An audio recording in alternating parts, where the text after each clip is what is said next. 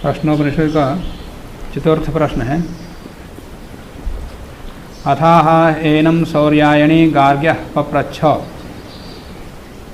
भगवन् एतस्मिन् पुरुषे कानि स्वपन्ति। सौर्यायणी गार्ग्य ने पूछा पिपलाद ऋषि से, भगवन है भगवन, एतस्मिन् पुरुषे कानि स्वपन्ति, इस पुरुष में कौन सोते हैं, शरीर के अंदर कौन सोते हैं। कानि अस्मिन् जागृति, इस शरीर में कौन जागता है। कतरः एषः देवः स्वप्नान् पश्यति, इसके अंदर स्वप्नों को कौन देखता है, शरीर के अंदर स्वप्नों को कौन देखता है, कौन देखता है।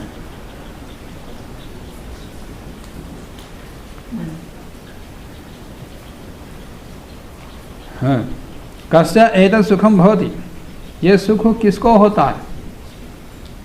कस्मिन्नु सर्वे संप्रतिष्ठिताः भवन्ति, किसके आश्रय से ये सब रहते हैं, ये प्रश्न पूछा। इस ऋषि ने भी 5 प्रश्न पूछे। तस्मै स होवाच, उसको समाधान दिया पिपलाद ऋषि ने। यथा गार्ग्या मरीचयो अर्कस्य अस्तंगच्छताः सर्वा एताः एतस्मिन् तेजोमण्डले एकी भवन्ति, ताः पुनः पुनः उदयताः प्रचरन्ति। पहले प्रश्न का समाधान दे रहे हैं। पहला प्रश्न क्या है, एतस्मिन् पुरुषे कानि स्वपन्ति, इस पुरुष में कौन सोता है, कौन सोता है, हम सोते हैं।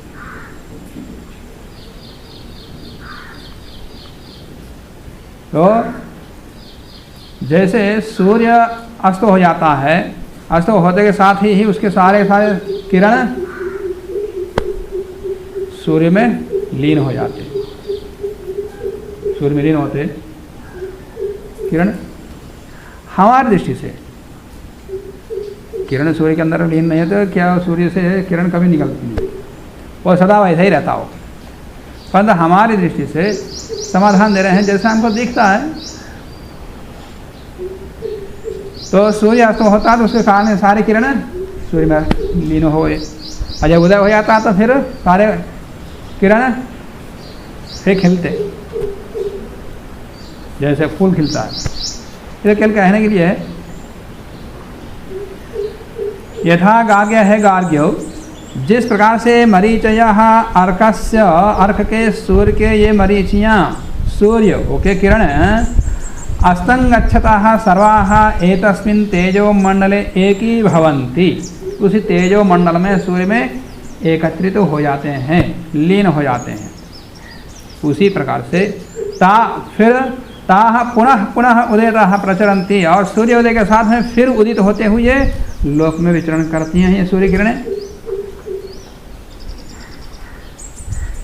एवं उसी प्रकार से एवं हा वै तत् सर्वं परे देवे मनसि एकी भवति, इसी प्रकार से तत् सर्वं परे देवे मनसि, देव को परदेव कहा है, मन को परदेव मन श्रेष्ठ देव कहा है। इसमें मतलब गौण देव है कोई, कौन है वो, इंद्रिय, इंद्रिय देव हैं। तो मन क्या है, यह परदेव है, उत्तम देव है, श्रेष्ठ देव है।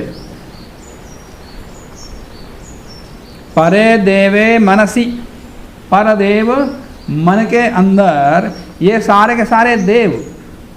तो यहाँ सूर्य कौन हो गया, मन हो गया, और इंद्रिय किरणें, जैसे सारे किरणें सूर्य में लीन हो जाती हैं, उसी प्रकार से सारी इंद्रियां, इंद्रियों की शक्ति मन के अंदर लीन हो जाती हैं।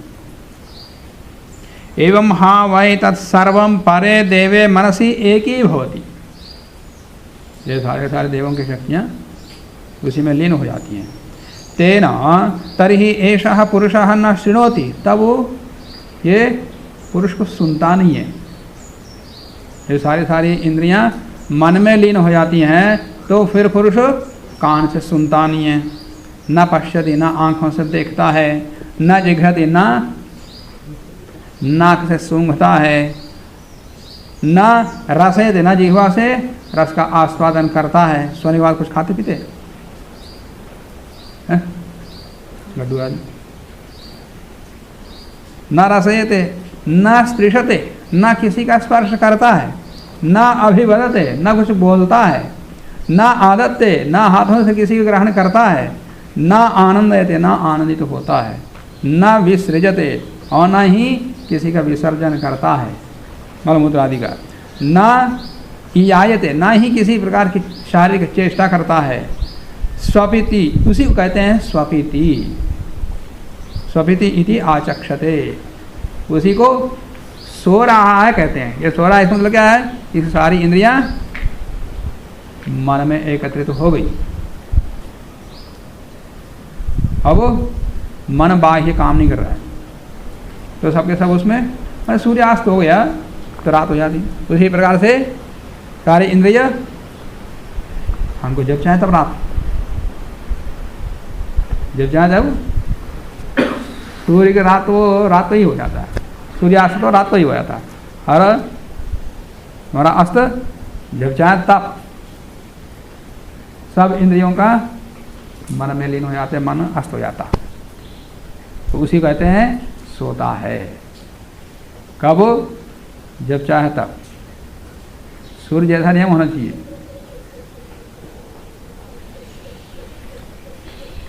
तो इस शरीर में कौन सोता है?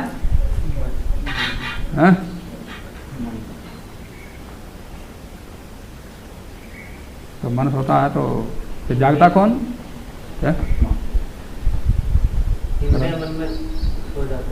हाँ, इंद्रियां मन में सो जाती हैं, तो मन भी सो जाता है। जैसे किरणों के साथ में सूर्य का अस्त हो गया है, तो यहाँ इंद्रियों के साथ में मन सो गया।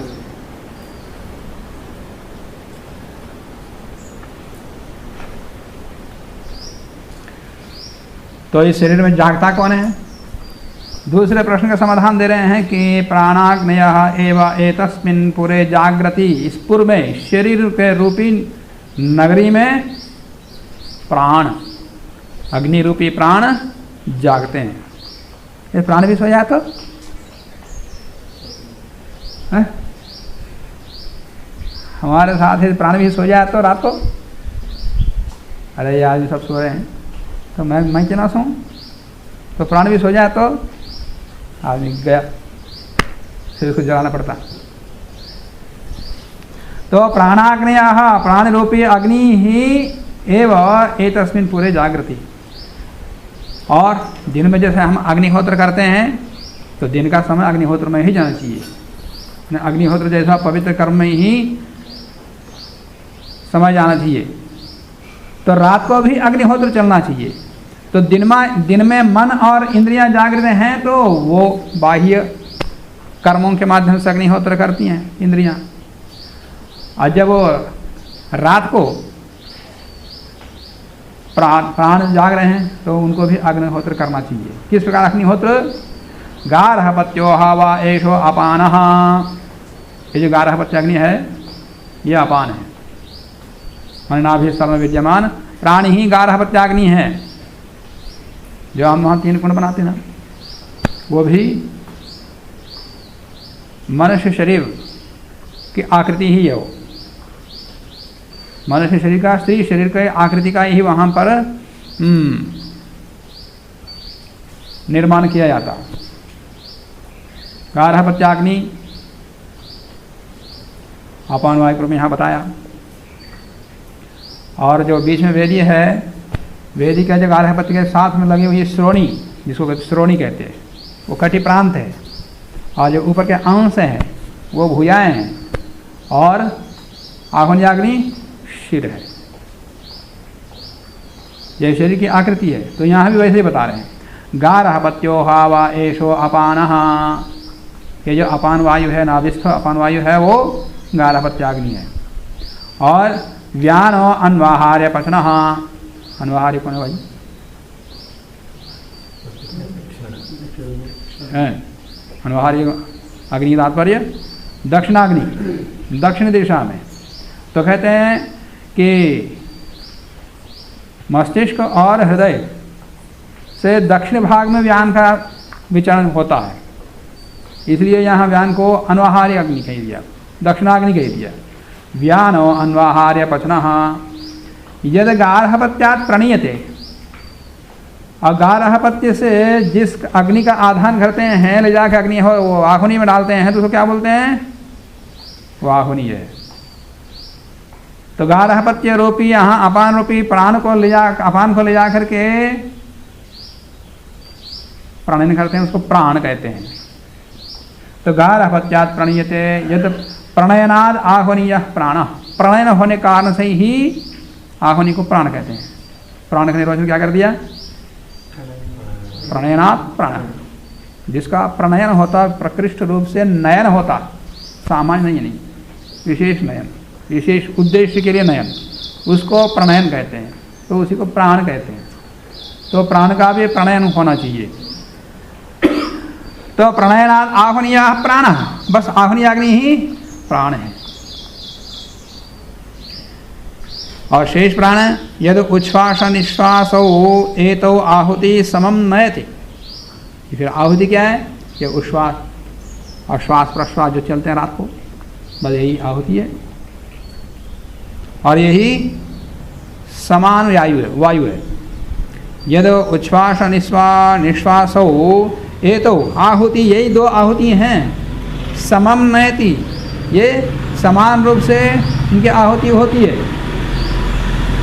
कम ज़्यादा नहीं। सह समान है, इसलिए श्वास प्रश्वास को समान वायु कह दिया। ये समान वायु का ही श्वास प्रश्वास रूपी आहुति चल रही है। मनोह वाव यजमान। यजमान कौन है? ये मन ही यजमान है। रात को मन यजमान बैठ के यजमान बन के बैठता है और प्राणों के माध्यम से अग्निहोत्र करता है। और फिर अग्निहोत्र का फल क्या है? इष्ट फलम एवं उदानः। जो उसका इष्ट फल है, अभीष्ट, उसका फल ही उदान है। सा एनम यजमानम अहह अहह ब्रह्मा गमयति। इस प्रकार से यजमान दिन प्रतिदिन ब्रह्म को प्राप्त करता है। इस प्रकार से अग्निहोत्र करता हुआ दिन में भी अग्निहोत्र करता है, रात को भी अग्निहोत्र करता हो, वो ब्रह्म को प्राप्त करता है। करते हैं रात को नींद में, करते हैं, तभी तो हम जीवित हैं। यदि अग्निहोत्र नहीं करते तो हम जीवित नहीं रहते।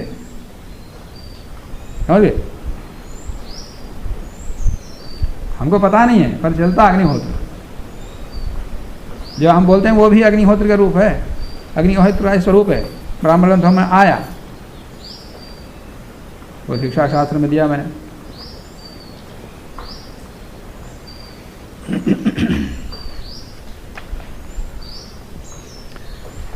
अब तीसरे प्रश्न का उत्तर देते हैं।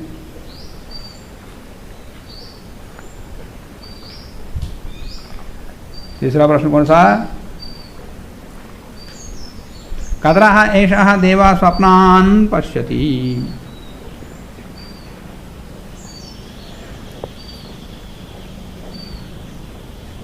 अत्र एषः देवा स्वप्ने महिमानम् अनुभवति।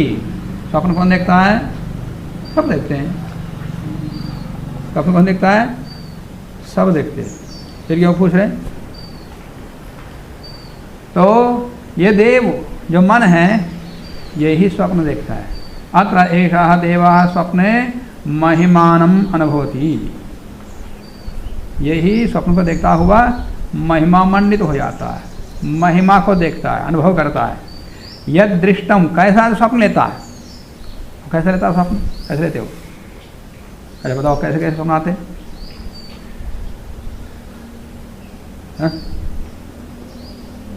देखो स्वप्न ले रहा है।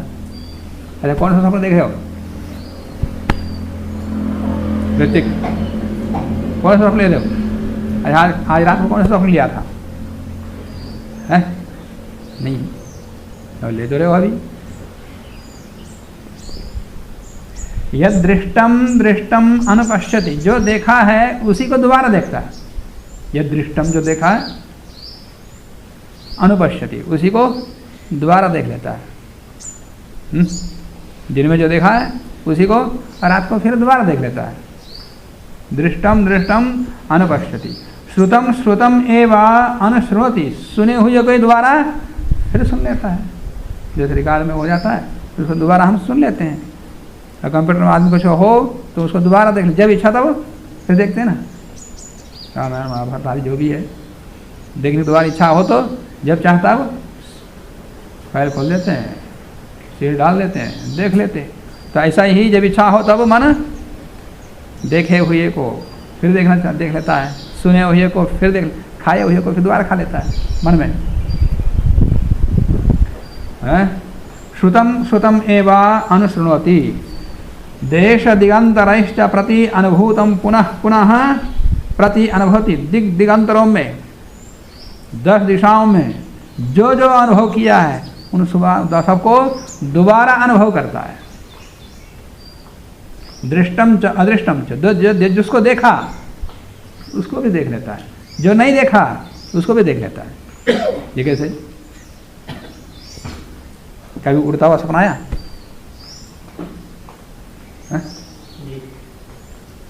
अरे किसी को उड़ता हुआ सपना आया कि नहीं आया? है? पानी, कभी मछली के जैसा पानी में घूमते हुए सपना आया कि नहीं आया? आता कि नहीं आता?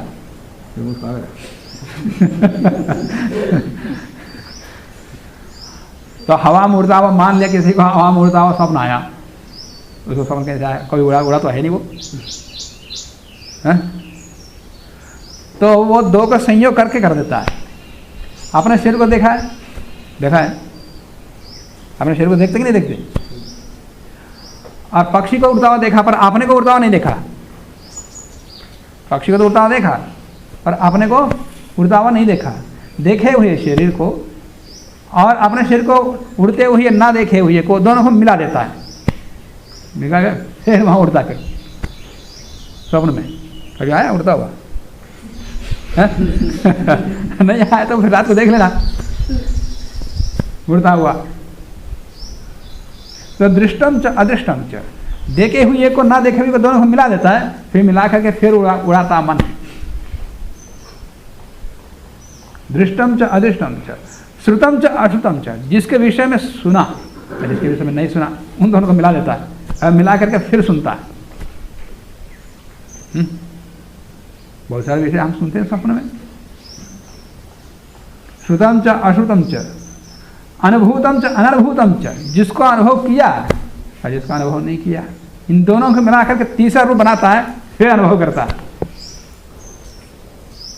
सच असत्य, जो सत्य है उसको, जो असत्य है तो कभी है ही नहीं, उन दोनों को मिला देता है, फिर उड़ता है स्वप्न। देखो कैसे कैसे स्वप्न आते हैं। हम अपने घर में रहते हैं और ऐसे स्थान पर घूमते जहाँ हमारा घर ही नहीं, दूसरों घर में,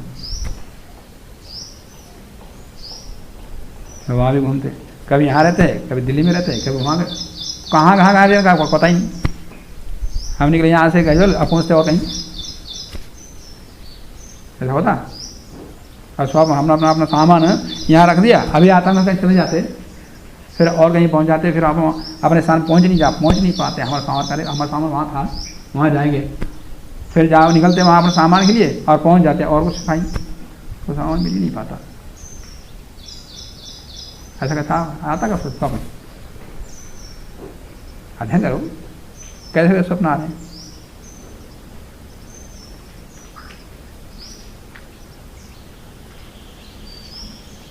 तो अनुभूतम च अनुभूतम च, सच्च असच्च, सर्वम पश्यति, सब देख लेता है।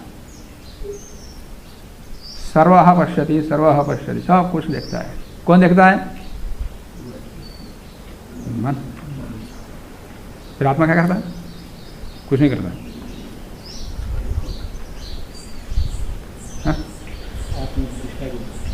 यहाँ आत्मा को ही मन कह दिया, यहाँ आत्मा को ही मन कह दिया। मन में इतनी शक्ति है क्या कि सुने हुए को ना सुने हुए को सबको एकत्रित करके विचार करें, फिर मिला करके फिर नया कुछ स्वरूप बता दें, फिर देखें, फिर अनुभव करें, रस लें, चख लें, चेतन का लक्षण है उसके अंदर? है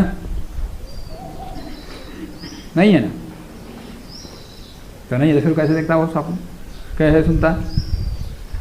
तो आत्मा के लिए ही मन का शब्द प्रयोग कर दिया। ये सारा जागृत अवस्था में मन की सक्रियता कान से देखा जाता है, तो वहाँ भी जब भी जागृत अवस्था में भी आत्मा ही करता, पर कहा जाता मन को कैसा इसका मन है, कैसा काम करता है इसका मन, इस मतलब मन काम कर रहा है, कह तो रहा आत्मा ही, उसमें प्रमुख साधन मन है, इसलिए मन कहा जाता है। तो स्वप्नावस्था में भी जो आत्मा काम कर रहा है उसको भी मन ही कह दिया कि ये मन ऐसा करता है। मन में ऐसा नहीं है। यदि मन ही कहता है, मन को ही हम स्वप्न ले रहा है कहते हैं, फिर आत्मा जड़ है, आत्मा को जड़ बना देते हैं। शंकराचार्य ऐसे अर्थ किया, मन ही लेता है स्वप्न, आत्मा नहीं लेता, निषेध किया। तो आत्मा क्या करता है? जड़ है। क्या करता है? कुछ नहीं करता, जड़ है। ब्रह्म को तो बना दिया जड़, और आत्मा को भी जड़ बना दिया। ब्रह्म को कैसे जड़ बना दिया? कुछ करता हूँ, माया करती है, माया विवर्त हुआ, ब्रह्म को विवर्त कर दिया। ब्रह्म ही विवर्त हुआ जड़ के रूप में, संसार के रूप में, जगत के रूप में विवर्त हुआ ब्रह्म। तो किसका विवर्त है? ये प्रकृति का। प्रकृति का यही विवर्त है सारा जगत। वो प्रकृति ना कह करके प्रकृति के स्थान पर ब्रह्म शब्द को रख दो। हम कहते हैं प्रकृति ही जगत के रूप में विस्तृत हुई, फैल गई या बन गई, प्रकट हो गई। प्रकृति ही जगत के रूप में प्रकट हो गई। और वो कहता है प्रकृति के स्थान पर ब्रह्म शब्द प्रयोग करो। अब क्या कहेंगे? ये ब्रह्म ही जगत के रूप में परिवर्तित हो गया, ये ब्रह्म ही विवर्त हुआ, फैल गया, वही बन गया। तो फिर शब्द बदल दिया। हम कहते हैं प्रकृति, अब कहता है ब्रह्म। तो ब्रह्म का अस्तित्व कहाँ रहा फिर? और यहाँ शरीर में मन ही स्वप्न लेता है, मन ही सोचता है। और जैसे मन जैसे स्वप्न में होता है वैसे जागृत अवस्था में होता है। मन में स्वप्न अवस्था में सब मिथ्या है, तो जागृत अवस्था में भी मिथ्या है ना? यहाँ क्या करें? जागृत अवस्था में जिसको देखा है स्वप्न अवस्था में अनुपश्यति और अनुशृणोति। ये नहीं कह रहे पहले स्वप्न अवस्था में देखा उसको जागृत अवस्था में देख रहा है। शंकराचार्य क्या कहता है? स्वप्न अवस्था में मिथ्या देखा है, जागृत अवस्था में मिथ्या देख रहा है। वो ब्रह्म देख रहा है। हाँ, वो भी कौन देख रहा है? ब्रह्म ही देख रहा है। आत्मा कहाँ था? आत्मा को था ही। वो ब्रह्म ही, ब्रह्म के दो रूप हैं, विद्या रूप, निर्विकार ब्रह्म और एक सविकार ब्रह्म, या मायाविभूत ब्रह्म और एक माया से अनाविभूत ब्रह्म। जैसे एक सिक्के के दो पहलू, पुस्तक है, इधर एक रूप है, इधर एक रूप है ना? इधर एक रूप है, इधर एक रूप है। दो रूप होने मात्र से पुस्तक दो नहीं है, एक ही पुस्तक है ना? एक पैसा का सिक्का है, एक तरफ संख्या है, दूसरी तरफ चिन्ह है, तो है तो सिक्का एक ही। एक तरफ दूसरा रूप है, दूसरी तरफ दूसरा रूप है। ऐसे ब्रह्म का एक तरफ माया है, माया से अभिभूत ब्रह्म है, और दूसरी तरफ माया का अभिभाव नहीं है, तो दोनों एक ही तो हुआ। ब्रह्म है क्या है, और उसके दो रूप है। तो माया से जो अभिभूत हुआ वो ब्रह्म कैसे होता? और जो जिसको दबा रही है वो माया बड़ी होगी फिर तो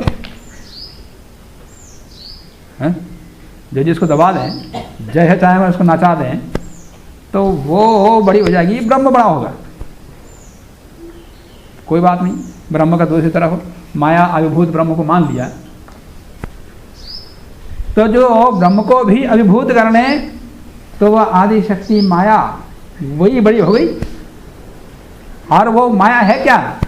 अनादि, अनंत, इसका जन्म नहीं और अनिर्वचनीय। वो सत्य भी नहीं कह सकते, असत भी नहीं कह सकते, कुछ भी नहीं कह सकते, वो अनिर्वचनीय है, कोई समाधान नहीं दे सकते।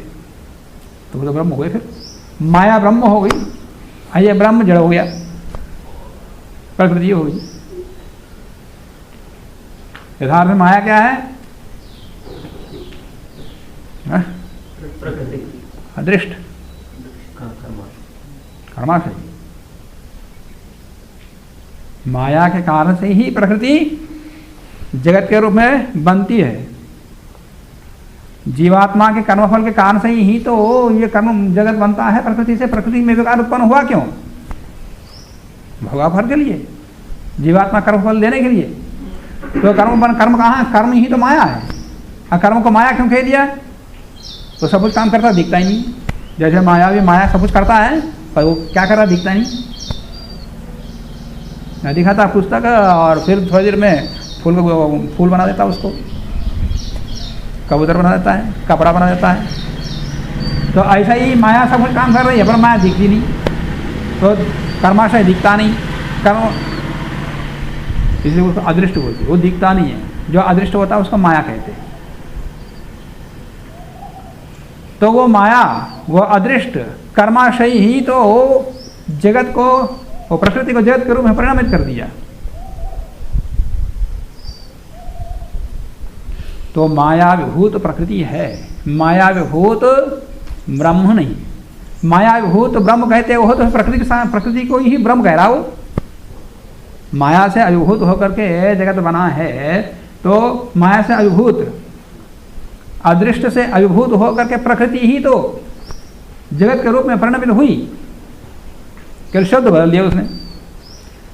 तो सबसे बड़ा नंबर 1 पक्का नास्तिक है कि नहीं? वो ब्रह्म को माना ही नहीं, प्रकृति को ब्रह्म मान लिया। अब ब्रह्म को माना ही नहीं उसने, परमात्मा को माना ही नहीं। यहाँ शरीर में जीवात्मा नहीं मान रहे हैं, मन को ही सब कुछ काम कर रहा है। मन ही सब कुछ काम करता है, जीवात्मा कुछ नहीं करता। तो क्या करता है ही है तो कुछ करता, हो तो कुछ करे। है जीवात्मा है सब में नहीं है। शंकराचार्य जीवात्मा को नहीं माना। यहाँ शब्द मन का प्रयोग किया, वो शब्द सा नहीं बोलते जीवात्मा नहीं है, ब्रह्म नहीं है। उनका जो निरूपण है उसे निष्कर्ष वही निकलता है। मन ही देखता है, मन ही सुनता है। ऐसा कहते हैं आत्मा को नहीं सुनता, आत्मा नहीं देखता। फिर आत्मा का लक्षण क्या है? आत्मा का पहचान क्या है? आत्मा का लिंग क्या है? जब मन ही कुछ देखता, मन ही स्वप्न करता है, मन ही देखता है। तो उन्होंने गीता में भी सर्वगता शब्द को सर्वव्यापी आत्मा के लिए प्रयोग कर दिया। हाँ, जैसे वो कहते हैं ना शंकराचार्य जी, ब्रह्म सत्य जगत मिथ्या। इससे तो दो चीज़ अपने आप में पता चलता है कि ब्रह्म सत्य जगत मिथ्या है। और ये शब्द हम प्रयोग करेंगे, जगत अलग है, ब्रह्म अजय है ही नहीं। तो वही कोई एक सिद्धांत उनका तर्कयुक्त नहीं है। एक भी दृष्टांत उनका तर्कयुक्त नहीं है, एक भी दृष्टांत, मकरी वाला घट वाला था, कोई भी दृष्टांत तर्क कसौटी में एक भी नहीं कसता। अंधेरे में रज्जु दिखाई दिया, उसको सर्प समझ लिया। हाँ, इसमें मतलब सर्प का भय है उसको, इसलिए उसको रज्जु में सर्प का भय किसको होता है? रज्जु में सर्प किसको दिखता है? जिसको सर्प का भय है। हाँ, जिसको सर्प का भय नहीं है तो सर्प को भी सरल से राशि समझ लेता है। मुझे हुआ था सर्प को राशि समझ ले तो सुबह सुबह हल्का, बहुत हल्का प्रकाश था, जा रहा था कि रास्ते में स्नान करके रास्ते में उधर जाया। फिर वापस लौटते समय देखा कि ये रस्सी पर कोई सर्प समझ कर भय, कोई डरेगा तो उठा के फेंकने का मैं झुका। वो झुकाते वो सब ठंडी ठंडी बढ़िया सो रहा था वो, तो ज़्यादा कुछ नहीं बोला। रात में आगे समय फिर उसको पार कर चला गया। फिर मन में आया कोई डरेगा क्यों व्यर्थ में रस्सी को रास्ते में रखना, उठा के फेंक दूँ। तो मैं दोबारा वहाँ गया बालगढ़ में, तो उसको जैसे मैं झुका वो उठा के भागा। जब वो भागा तो मैं भी पीछे भागा। तो सर्प में, रज्जु में सर्प उसको दिखता जो सर्प का भय है पहला तो। और सर्प को समझ कर, रज्जु को देख करके सर्प का भय हुआ है। सर्प का अस्तित्व को भी उसने देखा है, तभी उसको भ्रम हुआ। वहां भले ही रस्सी है, वहां भले ही रस्सी है, रस्सी में सर्प का ज्ञान हुआ तो वो मिथ्या थी, कोई बात नहीं, मिथ्या है। तो सर्प को कहीं देखा तो तुमको सर्प का ज्ञान हुआ एक, और दूसरा जिसको देखा भ्रम हुआ वो सर्प भी तो सत्य है, वो रज्जु भी तो सत्य है, वो मिथ्या आ गया। इस दृष्टांत से सब कुछ को मिथ्या सिद्ध कर रहे हो तो इसका मतलब रज्जु भी तो मिथ्या मानना पड़ेगा आपको, और खुद को मिथ्या मानना पड़ेगा। और जो खुद मिथ्या है वो सत्य सिद्धांत कैसे प्रतिपादित करेगा, तो तुम्हारा सिद्धांत भी मिथ्या ही है। एक भी दृष्टांत से उनका कोई सिद्ध नहीं होता, बेढंग ऐसे ही बहका दिए सबको और सब भ्रमित हो गए।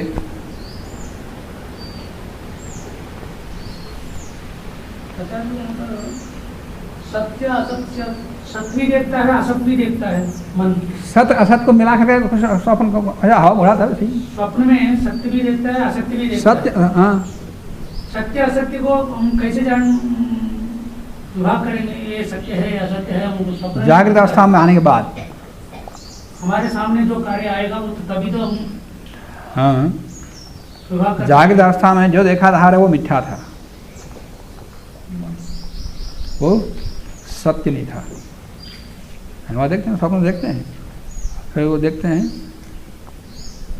कुछ दिन पहले ऐसा स्वप्न आया, कभी आया नहीं, और वो याद भी नहीं आया था। पर इतना तो याद है कि शरीर की स्थिति ऐसे हुई सब कुछ भूल गया, मैं अपने आप को ही कुछ याद नहीं, पता नहीं कहाँ पहुँच गया, कौन से लोगों को पहुँच गया। इस लोग में धरती पे इसी जो मानव मनुष्य धरती है इसमें है ही नहीं, जैसे वो हैरी पॉटर को उसने पहुँचाना कहीं कौन से लोग वहाँ बिल्डिंग भी उड़ते हैं और सब कुछ उड़ता है, पर्वत भी उड़ते हैं, कुछ होता रहता है, सब लोग पहुँच गया मन। फिर बड़ा दुख होगा, कितना ही कोशिश करते हैं फिर अपने स्थान पर पहुँच नहीं पा रहे हैं। जहाँ पहुँचना चाहते कहीं और कहीं उड़ रहा हूँ, कहीं कुछ हो रहा है, कुछ हो रहा है, बड़ा दुख होगा। फिर अंत में कुछ स्वप्न वासना टूटने लगा। फिर मैं अपने गुरुकुल में हूँ कि नहीं देखा था, अरे गुरुकुल में हूँ कोई बात नहीं, तो मिथ्या बेकार है गुरुकुल में हूँ, मैं अपने तख्त में हूँ, कमरे में हूँ।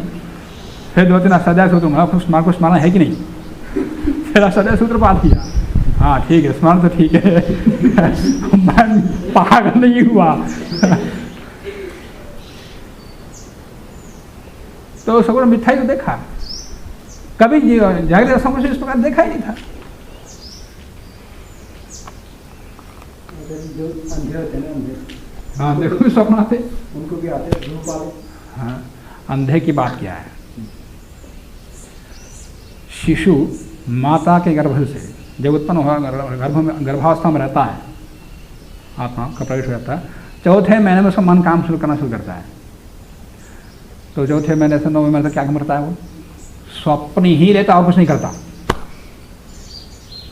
और मन है तो कुछ तो काम करेगा, वो मन का काम शुरू हुआ 4थे महीने में, शरीर में आता है, तो 4थे महीने में मन काम शुरू करना करता, क्या काम करता है वो, पिछले जन्मों का सब कुछ याद करता है, अनुपश्यति अनुभवती, जो कुछ अनुभव किया फिर दोबारा अनुभव करेगा, जो सुना है जो जाना है सब कुछ उन्हीं का ही दोबारा आवृत्त करता रिकॉर्ड को। और जन्म लेने के कहीं महीने के पश्चात भी वो स्वप्न ही देखता है। शिशु छोटा बालक सोता है, पता ना, देखो सोते समय ऐसा वो स्वप्न देखा वो, और कई बार आता है हे रोने लगता है, कई बार हाथ पैर हिलाता है, मैं कुछ चल रहा है, दौड़ रहा है, कुछ कर रहा है स्वप्न में, और अचानक रोड पड़ता है, इसका मतलब कुछ हुआ है, उसको स्वप्न कुछ ऐसे ही कटु अनुभव आया तो इसी और होता है। तो वो स्वप्न ही देख, जन्म होने के बाद कई महीनों तक वो स्वप्न ही देखता है। तो मन है तो वो स्वप्न देखेगा।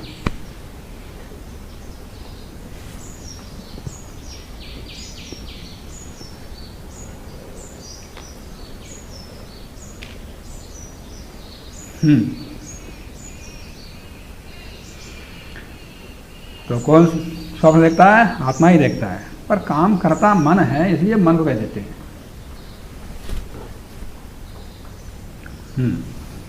तो उसके बाद चौथा प्रश्न कौन सा? कस्य एतत् सुखम भवति, ये सुख किसको होता है? सह यदा तेजसा अविभूतो भवति अत्र एषः देवा स्वप्नात् न पश्यति अथ तद एतस्मिन् शरीरे एतत् सुखम भवति। सह यदा तेजसा अविभूतो भवति, जब वो तेज से अविभूत हो जाता है, अत्र एषः देवा स्वप्नान् न पश्यति, वो स्वप्नों को नहीं देखता है। अथ यदा तद एतस्मिन् शरीरे, तब वो इस शरीर में सुख का अनुभव करता है। कौन सुख अनुभव करता है? जो स्वप्न लिया वही सुख अनुभव करना चाहिए। तो यहाँ आत्मा सुख अनुभव करता है। गीता में एक श्लोक आता है, अभी स्मृति पथ में वो श्लोक नहीं आ रहा, योगी के विषय में। वहाँ पर सारी दुनिया जब सोती है तो योगी जागता है, और जब योगी जागता है तब सारी दुनिया सोती है। हैं? हाँ, सारी दुनिया जब सोती है तब योगी जागता है। जब सारी दुनिया जब जागती है योगी सोता है। इसमें वो योगी दिन में सोता है और रात को जागता है। क्या ये सारी दुनिया सोती है, रात को सोती है ना, तो उस समय वो योगी जागता काम करता है। और जब सारी दुनिया जागती है तो वो योगी सोता है, दिन में सोता है योगी। तो योगी लक्षण यही क्या?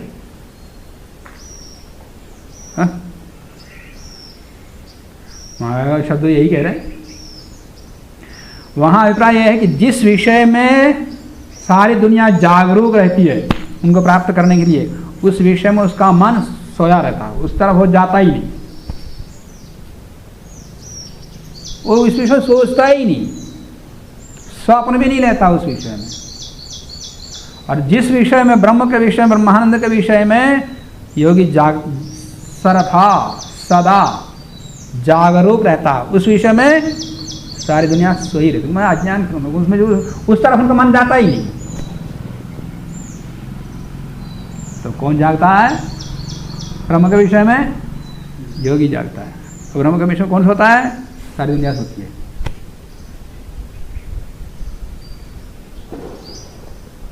और जो ब्रह्म के विषय में जागरूक होता है वही सुखी होता है। जब ब्रह्म के विषय में स्वप्न लेता है, शंकराचार्य जैसा स्वप्न ही स्वप्न, तो वो आनंदित नहीं होगा, वो दुखी होगा।